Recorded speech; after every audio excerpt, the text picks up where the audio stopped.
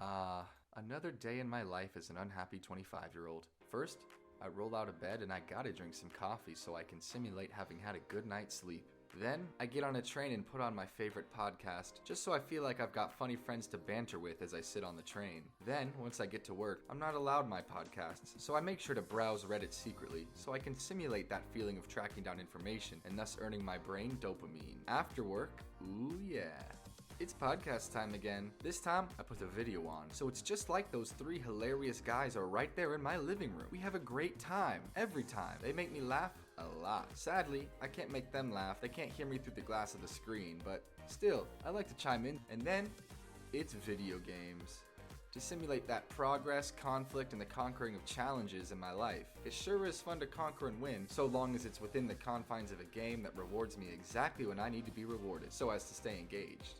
Now those video games sure were fun, but now it's a little bit later, and it's time to simulate a lady being here. For you know what. I make sure to simulate her being in the top 0.1% of attractiveness, just so I'm really getting my money and my time's worth with her. But after that, I still can't sleep, so I make sure to pop some melatonin to simulate a healthy brain and circadian rhythm, one that produces hormones at the appropriate time. But even then, I still can't sleep. So then, I go to YouTube and put on a little girlfriend ASMR, which I like, but I kind of resent the fact they put girlfriend simulation right there in the title. It's a little on the nose, and I'd rather not think about it. Then finally, I fall asleep and dream. Trouble is, dreaming's the one simulation I can't control. So unfortunately, every night, my brain simulates this crazy scenario where all my teeth fall out, and I'm watching my life fall apart before my eyes, and everyone's always mad at me, and I'm completely losing control. I wonder where that's coming from. Whether you relate to this, or you think it's a crazy exaggeration, you should know that a huge portion of people now live like this. That's a fact. And if you don't know that, it's because they're invisible to you, and that's one of the most dangerous parts of this kind of lifestyle. You become a non-entity because you're not immersed in a real-world social life, so then no one could know what you're up to. That's the thing with these people. By definition, they're not out and about, so you would have never talked to them and heard about this lifestyle. If you know it, it's probably because you're living it to some degree or another. I think that when people say modern society is feminized, they're referring to lifestyles like this. Why? Because masculinity might be defined as the ability to control or change an environment as you see it. This lifestyle is the exact opposite of that. All our poor 25-year-old has are coping mechanisms for dealing with an environment he feels he can't change. He's accepted the commute as a fact of life. And so now he's just trying to get through it with as much dopamine as he can get. He doesn't even think about the fact that he lacks a group of friends to actually banter with, or coworkers he can commute with, or any of the structure that would deliver to him the happiness that those podcasts are simulating. After work, he's actually come to look forward to those lonely nights. Because if he actually started the process of getting a real girlfriend and friends and a social life, that would introduce so much chaos into his comfortable little routine. So now, only in his dreams and in those small moments where the truth breaks through, does he even feel guilty or sad about the life he's living. But the question remains, how can someone like our poor 25-year-old escape this lifestyle? Or more accurately,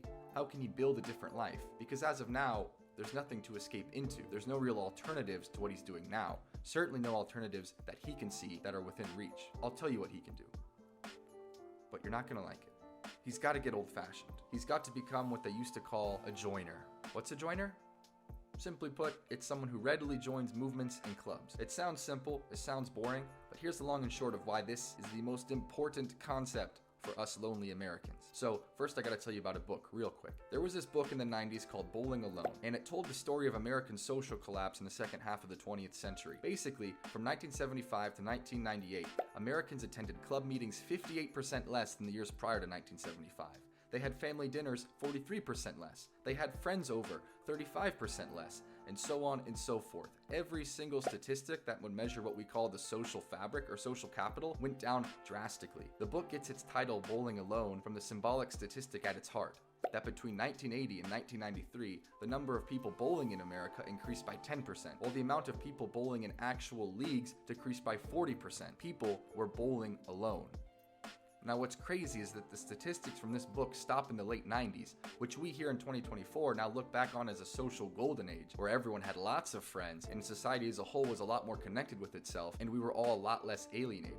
So you can only imagine how much worse these statistics would be if we measured them now. I feel like if the book was released now, it would be called Not Bowling, Not Going Out, Not Doing Anything.